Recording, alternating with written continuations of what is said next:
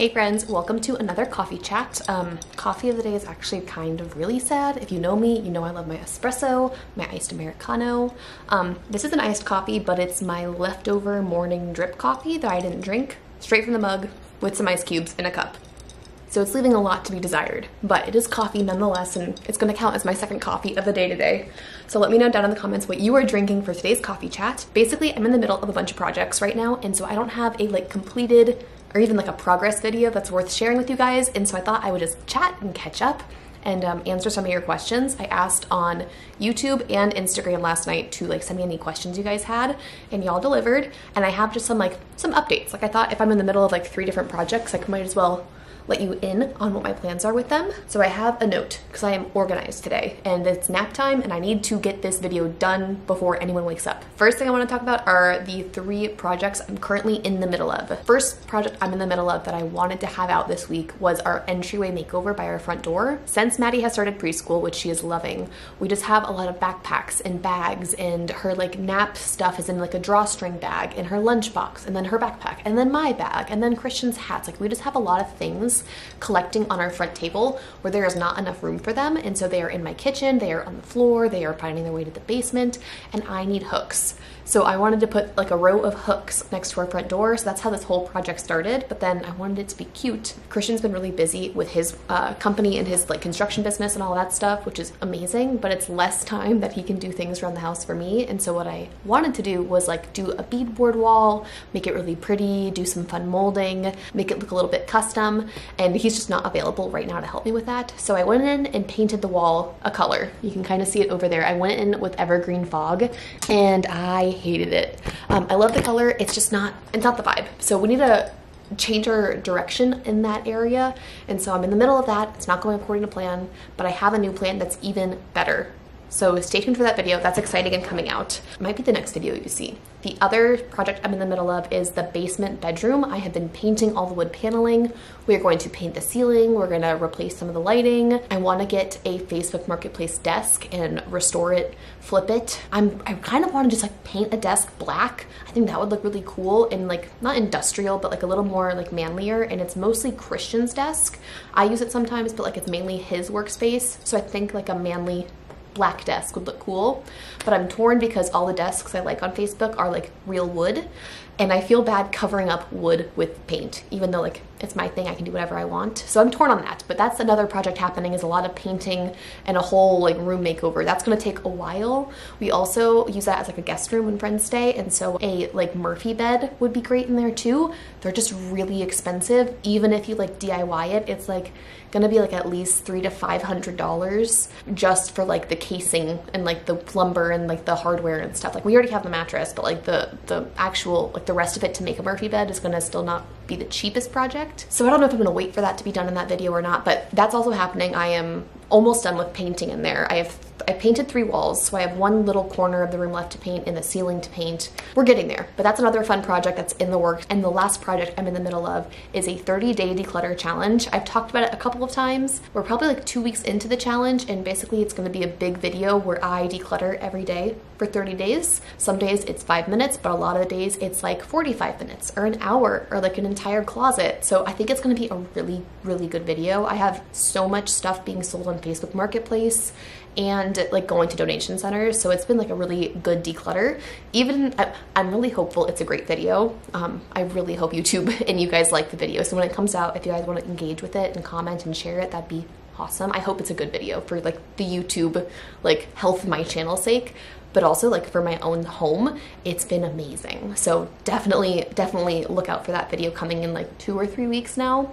I need to declutter today, but I've been going, I've been busy, I've been working on this house. So those are the 3 projects I am currently in the middle of, and getting things done on left and right, but kind of leaves me without time to have a standard video for the week for you guys. Something else that might be a 4th-ish project is I have a very long list of pieces of furniture I'm hunting for on Facebook Marketplace. The one that's most front of mind right now is I want to change. I'm looking right at this entryway situation. It's not part of the entryway makeover video, but this console table right here is from IKEA. It is falling apart, absolutely in shambles. I DIY'd this rattan, but it obviously is not staying. And then this thing has never lined up, and so this is like wobbly, about to break. We like have our junk land here because it's right next to the front door, so it's like very functional, but I want to replace it. I will insert my inspo photo here of an entryway I saw and fell in love with, and it's not like exactly how our home is laid out or anything, but I think it'd be something that I definitely could like emulate and like build and set up in our own home. So I'm looking on Facebook, hunting for like an entryway table that is 48 inches wide, like something between like a sideboard buffet table and like an entryway storage cabinet, but like solid wood, so I can like refinish it and strip it and stain it super dark and add my own hardware. Like I'm looking for a project piece for that. And I have a couple that I like right now, but the people are they're not responding. They're doing true Facebook Marketplace stuff. That is like front of mind. I really, really want to get that done just like for me, because I'm tired of that drawer, that like cabinet it's annoying. Maddie plays with it and then I'm scared it's gonna break on her, and Daisy goes over there and then she falls because the rattan falls. It's a thing. The only bad thing is I love that wooden arch mirror I put above it, if you remember that. I love this piece so much, and I don't want to have a wood mirror above like a wood console table there. So I'm gonna have to find a new home for that. I'm thinking maybe somewhere in the basement, maybe the basement bedroom, but we'll definitely have to find a new home for that. But it's a very pretty mirror, so I need to zhuzh it up, but I definitely want to find very similar to my inspo photo of like a black arched mirror, maybe do some wall sconces, do like the dark wood piece. I think that'll be really, really pretty. It'll clash with our flooring. Right now our floors are pretty orange. Over here, this is the orange of the floors, but obviously we'll refinish that at some point in time. That's like forefront of my mind. But I have a whole list of little project pieces I have my eye out for on Facebook. Entryway table, the desk for that bedroom makeover, like the black desk I want to build. I would love to replace our dining set. It's like a wood veneer set from Target that's like cute, but we always run out of chairs. Like we need more than just 4 chairs. So I want like a larger set, but I want to like buy like an old one, strip it, seal it, stain it, all that kind of stuff. But I don't know if I want to go like light wood with the table or like dark wood. So we'll see how that like shakes out, but that's gonna be like an easy project. Like those like large wooden older vintagey tables are on Facebook Marketplace all the time, so I definitely like, when I have the time and like the desire, it's gonna be easy to accomplish that goal. And then also in our kitchen, I want to buy, if you like know like our like microwave table situation, I want to find a new like a cuter storage piece there. But it's also like that's a temporary item because the kitchen's gonna be renovated, and I don't need to go into all that, but there's a piece for the kitchen that I'm kind of like in the back of my mind, like if I see something that would work in there, I'm gonna go for it. So Facebook Marketplace hunting I've been busy. I've been on my little app scrolling. I've got all of my keywords. I've really just been enjoying Facebook Marketplace to look for these pieces, because you can find, if you're willing to put in the work, you can find these pieces to like make like that inspiration photo for the entryway. Like I'm sure buying that sideboard that looks like that right now could be like $1,200 easily. Like it reminds me of our bathroom vanity that we paid $2,000 for. Like it could be a very expensive piece, but I can go on Facebook, find something for $25 that looks like the shape of it that I like, and then I already have all the tools to sand it, strip it, and stain it. So it'd be like, I'm so excited about like making like a piece that's like $1,500 out of a $25 Facebook Marketplace find. Okay, that is my updates for like where I am like work-wise in the house. We also have Maddie's room coming up on the docket, but similar to like Christian is busy. The next like big house renovation room makeover project that like it's really, really exciting is Maddie's room, but it's like super labor intensive. It's rewiring, it's altering the ceiling, changing the light fixture, it's building a closet, moving our doorway because of just the way the whole room is going to be laid out. It affects like our bedroom. And so Christian is busy working and making money, which is awesome. But the problem with that is he is so busy working, he like doesn't have the time to dedicate to our house right now. So that project is like next up in line, but he just needs to find a good break in his like work schedule to be able to do that kind of work on our house, especially because it's going to be a very disruptive project. Like it's going to cut open the wall between Maddie's bedroom and our bedroom for like at least a day. Honestly, we're not going to deal with it. Me and the girls are going to pack up and probably go spend the weekend at Christian's parents' house whenever he finds the time to do that, just so we don't have to worry about toddler sleep and finding new places for people to sleep in and moving Daisy into one. Like, we don't want to deal with that. So me and the girls are going to pack up when Christian does find the time to do it, because it's going to be, the next phase is going to be a disruptive, like it's going to change how we live our life. like while we're in the middle of the project. Okay, moving on to the questions you guys asked. The first one I saw that I was really into answering was, how long do we plan on staying in this house? I don't think I've actually talked about this on the channel much. A year and a half ago, when we started buying a home, looking to buy a home, our requirements, like this house was like the smallest that we were willing to go. Like we were really looking for like a true 4-bedroom home, and technically this has a 4th bedroom in the basement. We want more children and we want like a guest space too, and so like we just need more bedrooms than this house has, and we don't see ourselves putting any of our children in the basement. Ideally in this home, like the 2 girls can share a bedroom when they're a little bit bigger. Like Maddie and Daisy can go share Maddie's bedroom right now. We could put another baby in the nursery, so 3 kids fit in this area of the house. But if we have a 4th baby, it's kind of like, where are we gonna put the baby? Like where is number 4 gonna end up? Because we don't want any of our kids sleeping in that basement bedroom. There's like a separate entrance to the house there. It's like by the garage. It's just, I just don't want my kids down there. There's nothing wrong with it. I just don't feel comfortable putting like kids under 10 in the basement with a separate entrance to the house and all of that stuff. So at some point in time, we will like physically outgrow this house. Like we just need more square footage than it can offer us. And so when we were looking for this house, we were like, this home is just like a 2-year home, maximum 3-year home. Like we just needed to get into the housing market, and then we could like jump to a bigger house next. But also as time has gone on, we've really fallen in love with this house and like the size of our backyard and the area in Knoxville we're in. I don't think we realized how difficult finding like land, like we don't have a lot of land, but like our lot is only a 1/2 acre, but it's actually like far above average, I think, than most homes in our area. A lot of homes in our area are either way too far out of our price point, or they're all brand new and like built so close together, which we hate. The actual like plot of land and how far away we are from our neighbors, and having a little bit of privacy and having a nice backyard that we can go out and enjoy without staring at like 5 different houses, is really important to us, like just as important as the home.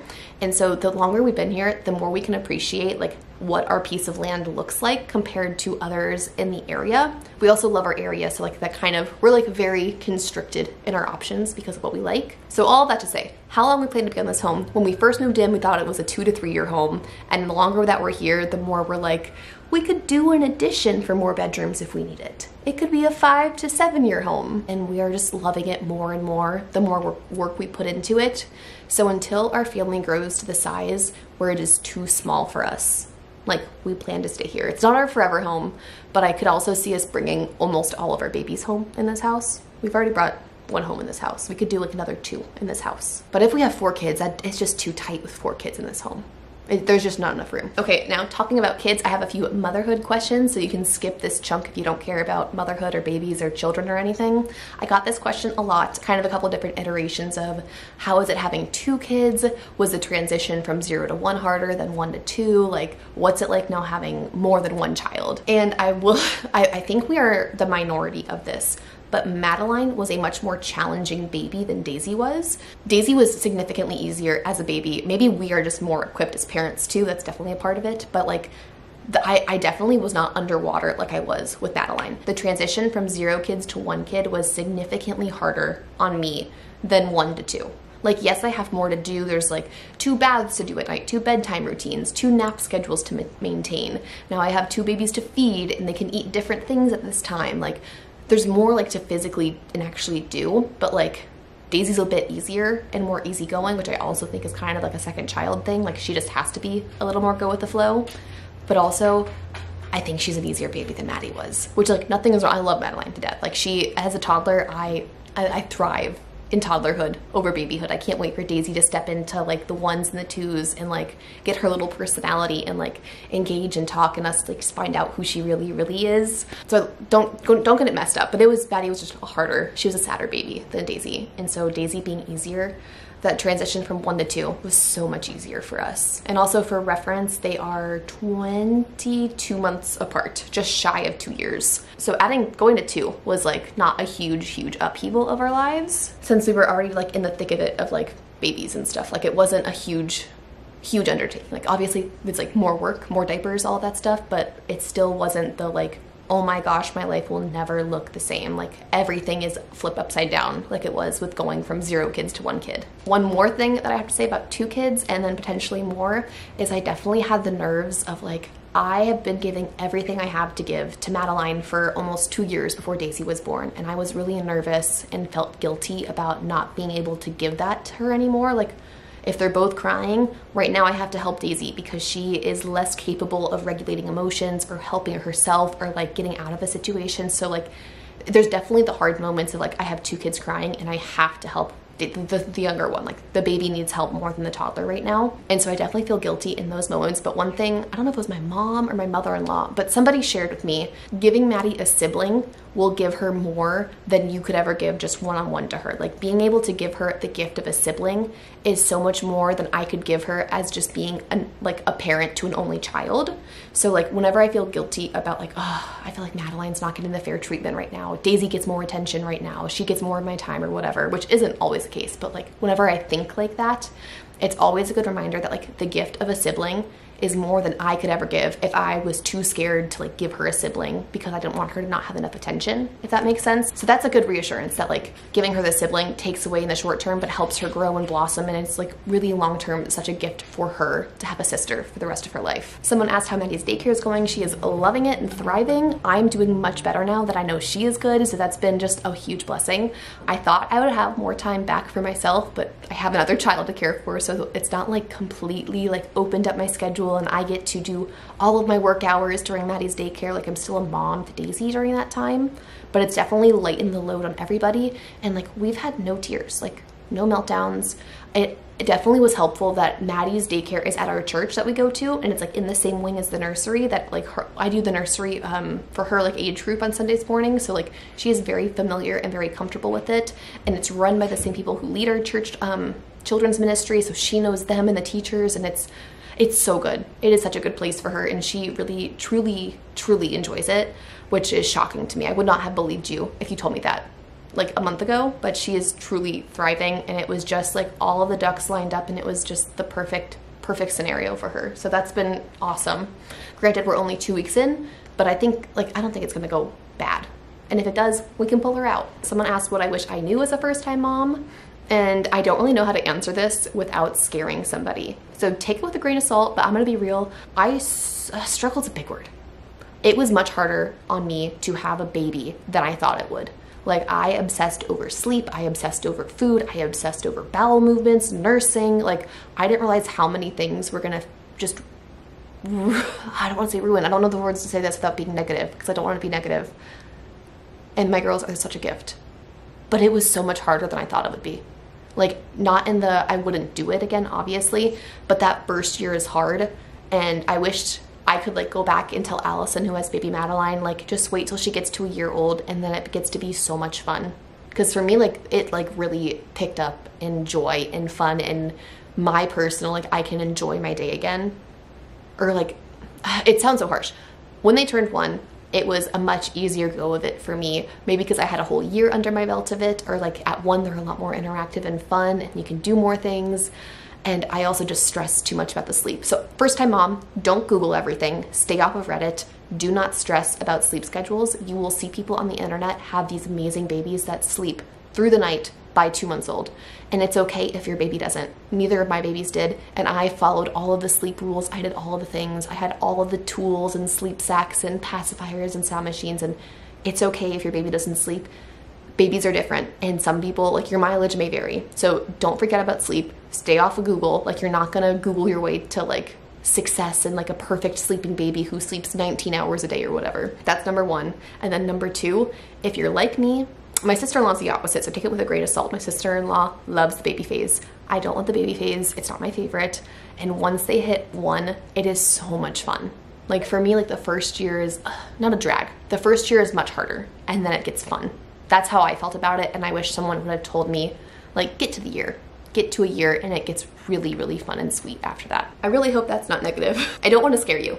Motherhood is a joy, and I wouldn't change anything or like redo anything in my life, but that was, first year is hard. I might have said that was my last question. But how do I manage it all as a mom and YouTube? And I also have like 2 other side gigs along this. And the truth is I don't manage it well. You probably heard the saying that you can do everything, but not all at once.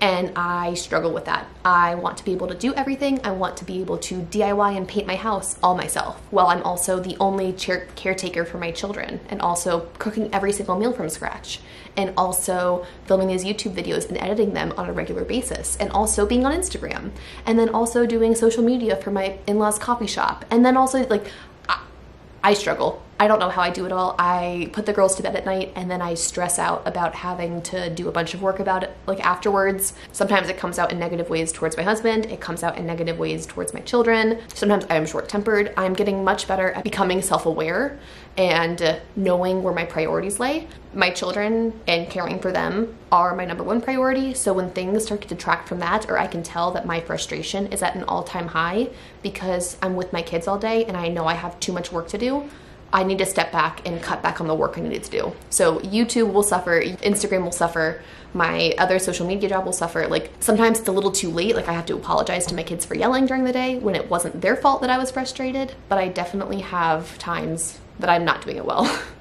Basically, I don't have a lot of free time, and when I do have free time, it is spent working on the house or working on YouTube and stuff, and then when I'm not doing it, I'm feeling guilty about not working. So that's an interesting conundrum. But then also I look back and I've read over 40 books this year. So where have I had the free time to do all of that? I don't know. Maybe I am doing it okay. I don't know. Okay, welcome back if you skipped all the motherhood content. The house project I am most excited about. I have no idea this is gonna happen. All of our timelines are just out of whack. We need to finish all of the bedrooms in that back hallway, and like we just need to finish that side of the house first before we can get onto this. But the one that I'm most excited for is gonna be the most awful to go through, and it is going to be, it's a doozy. It is a lot of stuff. This fireplace, it's cool. It's mid-century modern. It was probably a conversation piece when this house was built. It needs to go. It is just so large. Like, do you just see the space, the size of this thing? It is so big and cuts into so much square footage, which we had my in-laws, not my in-laws, my sister-in-law and brother-in-law, their 2 kids over, our 2 kids, the dog, 4 adults, like, the kids did not have enough room to play, and they would have had so much more room if this stupid fireplace wasn't here. So the project I'm most excited for involves removing this fireplace, which yes, we know we will go through the roof, take out the chimney, patch the roof. We have to do some things with the floor, the joists in the ceiling, the trusses in the ceiling and all of that to re-support it. Like we're doing a whole, there's gonna be a beam put in, like there's a whole thing. This is gonna be removed. This is a hall closet that is not structural. This is gonna be removed. So we're going to like open concept out here. And I just recently changed my mind and we're gonna open up the kitchen. I thought I liked the kitchen being like closed off and a little bit cozier and not so open floor plan, but I think for the size of this house, the open floor plan will really open this house up. So this little doorway goes to our kitchen. We're gonna open up this whole thing. So like this is the fireplace, going bye-bye, this wall, going bye-bye, all the way there. We're gonna take out, there's gonna be a support beam to replace it. We're gonna take out this wall, put in a kitchen island, because there are cabinets. I don't know if you can track. Maybe we'll just go on a walk. So fireplace, gone. This fully opened, this comes into our kitchen. This whole wall is gonna come down and we're gonna put an island where these cabinets exist right now. And then over here, we're gonna carry kitchen cabinets all the way down to here. Our oven is gonna move here and then we're back. This is like a loop. So there's our front door entryway. So all of this is gone. This is that closet. This closet is going bye-bye. All of this will be open. So when you are standing right here and looking, you will see like where our TV is because all of this will be open. You'll be able to see straight through to this view from that. So when that project happens, obviously it's all like the reconstruction. We're gonna have a beam go through the top, like I said, to like replace the support that's in this area of the house. And then we're gonna have to redo the floors because the fireplace is just cement under there. We're gonna have to lay something, we're gonna have to fix our flooring. The kitchen, we do not want, it's like a rolled out like sheet of linoleum in there. We don't want that anymore, or vinyl maybe. We're gonna save all of the hardwoods we can and leave these here. They're just like skinnier planks, and we're gonna get these matched to patch all of the new spots. So this orange flooring is going to carry into the kitchen. It's going to go where the fireplace was. It's going to go through the entire home. And then when everything's already under construction and demoed, that's when we are going to hire a team to come in and sand down and refinish all of our floors. So all of that together is like a whole phase of the project. It's another thing that like me and the girls are probably just going to pack up and leave maybe for a month or something while Christian is project manager. But it is the removal of the fireplace, opening up the kitchen, building a new kitchen, and then new floors. That's all like kind of like gonna happen at the same time, because if we don't do it all at once, we're never gonna get it all done. That project I am most excited for. It's also gonna be so expensive. But I also really am curious if that project makes this house like a 10 to 15 year home, because getting back the square footage where the fireplace exists, making it feel larger and more open. We're gonna have more dining room seating because we'll have like bar stools at the kitchen island. Like there's just gonna be more capacity in the home because we are getting rid of, like, I don't think you can really appreciate how large this is and how large that closet is and how much opening that up really just expands the home. And this is like the main living space. So that by far is what I'm dreaming of that project. I will put up a picture here of an Instagram account that fully convinced me to go open floor plan. She has, I think it's a 1,200 square foot home in California, and it's not my exact style, but it's pretty similar, like cottage, vintagey vibes, and I love her home so much. So I definitely want to emulate this. And the layout was very similar to our home, with like the front door opening right up to this giant open floor plan of your living room, your dining, and your kitchen. So that is what I can't wait. But it's kind of also a drag because like we need to finish the other side of the house first. Those projects need to be done. And then we need to probably spend 15,000 years of our life saving up the $1 million it'll cost to do all of that work. Another fun topic for me is people were asking about reading updates. I made some bullet points because I take my reading very seriously. My current book, I don't even have it. It's Sorcery of Thorns. I got it from like a local used bookstore, and it's like young adult fantasy. They're like highly trained librarians that are in charge of this network of libraries in their fantasy world of like dangerous books that they keep in line or can ship off because sorcerers use these books, but like the librarians don't interact with the sorcerers because sorcerers like call on demons and stuff. And so like it's young adult, so it's like fun and fast paced and a little bit lighter than like high fantasy, but it's really interesting and really getting me in the mood for fall. So that's my current read, is Sorcery of Thorns. I recently finished The Ballad of Never After. I didn't love the first one. What is the first one called? Once Upon a Broken Heart was not my favorite. I really like Caraval. That the prequel trilogy, or like the trilogy that came before this one, and they're like kind of connected but not really. They're in the same world. But Ballad of Never After, get me the third book now. I know it's out, but I have the first two books in paperback, and the third book's only available in hardback right now, and I don't want to buy a hardback. There's some websites that like get like the UK versions because UK doesn't really do hardbacks. They only do paperbacks. But I think it's still going to be a different size. So I don't know. I want the third book, but I want them to all match on my bookshelf because I'm really enjoying the series. I also recently finished Everything I Know About Love by Dolly Alderton, and she is a hot mess express, but it was a really good book that got me actually like thinking about like female friendship. Like the whole point of the book, spoiler alert, is that she's now in her 30s and she's never really had true romantic love relationships outside of like her female friendships, and how important like your friendships are in like developing you as a human, and like how those are just as important as finding like your partner in life, like romantically.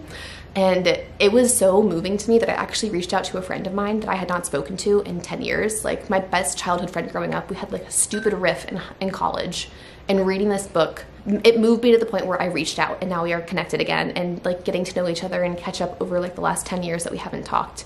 And it's special. So if you have someone that you used to talk to and you don't anymore, and you need a push to reach out to them and be vulnerable with, read this book. It was really good. Another series I recently wrapped up was the Chestnut Springs series by Elsie Silver. I think it's like Flawless, Reckless, Hopeless, a bunch of lisses. I don't know what the other two were called. There's 5 in the series. I didn't love all of them. I did not love the hockey one, Powerless, and I did not like the last one, Hopeless. He was like a military guy, and maybe it was just like a little too cringy because like being a previous military wife, I could like, it was just weird. I'm like, that's not how this goes. So that one was bad, but the rest of the series was so much fun. Although I'm a little torn because they were like super like high on the amount of like spice and intimate scenes, which I don't look for in books. I don't enjoy them. I can read a book that has spice in it if I can just like skip the chapter. But then there's the books where it's like, it's the point of the book. Another series that was like that was like the Icebreaker series. The last book in it just came out, but like the whole book is just innuendos and spice, and that's like the point of the series is to like do that, and I'm not looking for that in a book. I actually just sold those Icebreaker books because I was like, I can't recommend these. I don't want my daughter to find these books. I just don't want them in my house. And this series, the Chestnut Springs, like leans to being higher on the spice level, and it's like harder to just like skip. So I really enjoyed the books. I really enjoyed the setting and the small town and like the ranch they're all on. But I like am a little bit torn because it's much more spice than I personally like. Now, coming up in my TBR, I've been very good at not buying books, and I used to have like over 50 books that I owned and had not read. I'm down into the 30s, which is still, I know it's a lot, but like I've gotten through 20 of them, and so I haven't gone shopping for books in a while, and there's a lot that I want, but I'm forcing myself to keep working through the books I already own. So I'm really in the mood to get through a lot of my fall books. I was not in like fantasy mood during the summer, but now that it's fall, I'm like, give me mystery, thriller, fantasy, magic, like all that kind of stuff.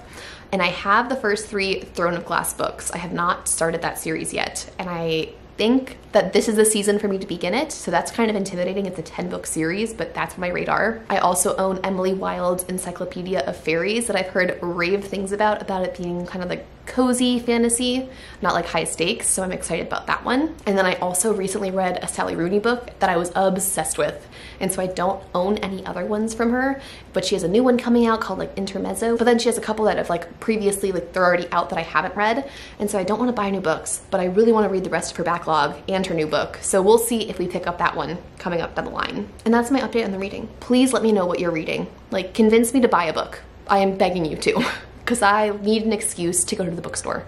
I miss it. I have not bought a book. Actually, that's not a lie. I bought the last Chestnut Springs book like a month ago, but I'm being better. I'm being better. We're down to like 30-ish books on my to be read cart. Now, the last thing to chat about in this coffee chat, if you guys are still watching, thank you for hanging out and jabbering with me. We are officially out of coffee in this coffee chat. But the last thing that I wanted to chat with you guys about are my goals for the rest of the year. In the beginning of the year, I made a list of very tangible goals, not like work out more, like things that like have like an actual number to them, or like YouTube subscriber goals. Like my goal for the year was 100,000 subscribers on YouTube. I don't think we're gonna make it this year, but that's okay. We made progress towards it. But it's just like very concrete goals is what I placed at the beginning of the year. And I've already accomplished a ton of them, which is super motivating. In August, I did a little like check-in, like mid-year-ish, kind of past mid-year check-in, and then also added to my list of things that like as the year went on, I want to accomplish this for the rest of the year. And I won't bore you with all of them, it's a long list, but some of the things for the goals for the rest of the year, some new, some made in the beginning of January, some made last month in August, is running a 10K race. If you've been around for a long time, you know that I used to run a lot. I've done half marathons, I've done a single marathon, I've done 10Ks. Like I used to love running, and it's just hard with kids. Like, when do I have the time to run?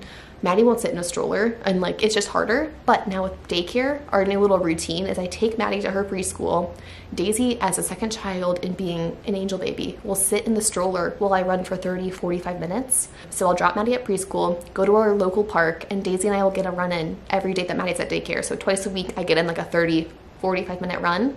And there's a race, a 10K race in Knoxville on like December like 14th or something. And so I haven't registered for it yet, but I really want to. I want to put my money where my mouth is and do something for fun for me that I haven't done in years now. I think my last race, I think it was a half marathon was my last race, and that was in like 2020. No, it was before COVID. So it must have been like 2019, like 5 years since I've run a race, and I love running.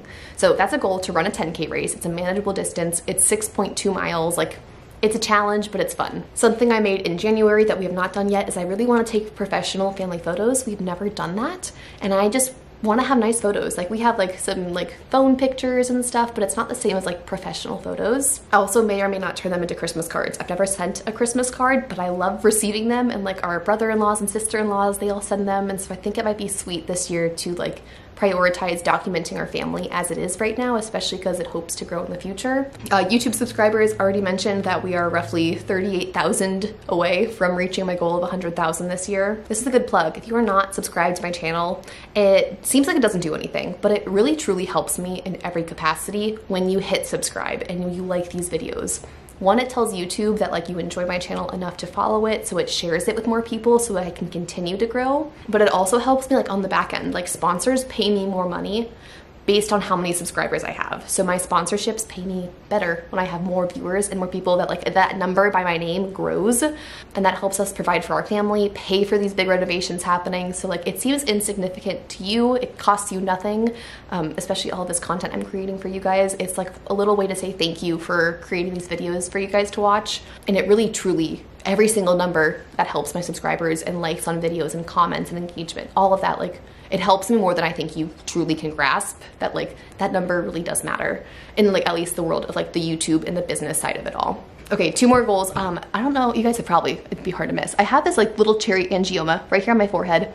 It's sprouted up over the last decade and I've like been annoyed by it, but not enough to do anything about it. And then I learned you can get them removed. And so then I spent 2 to 3 years being like, do I remove it? Do I not? Will insurance cover it? No, insurance won't. It's cosmetic.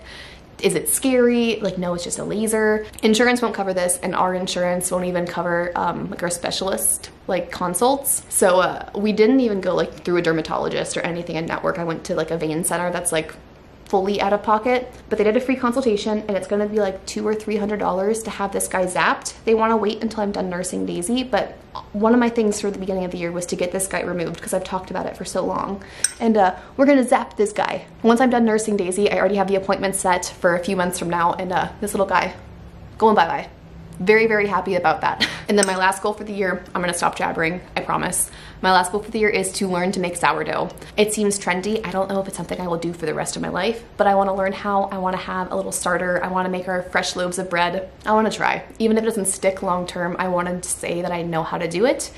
And I feel like everyone else is saying it. And so I wanna be in on the trend. I wanna have fun too. So that's my last goal for the year. I don't know if I'm gonna get to that one because it seems like it's time consuming in like the free time that I don't have. Like, I think I'd rather be reading a book right now than baking a loaf of sourdough. So we'll see how all that shakes out, but I wanna like branch out and try some new exciting things. And I think having fresh sourdough would be a very good thing for all of us. Okay, I have been talking for so long. If you are hanging out still till the very end, thank you very much. And if you're not subscribed and you're hanging out to the end, like you are who I'm talking to, please subscribe, please make an account for YouTube and hit that little button. It really, truly will cover our kitchen makeover.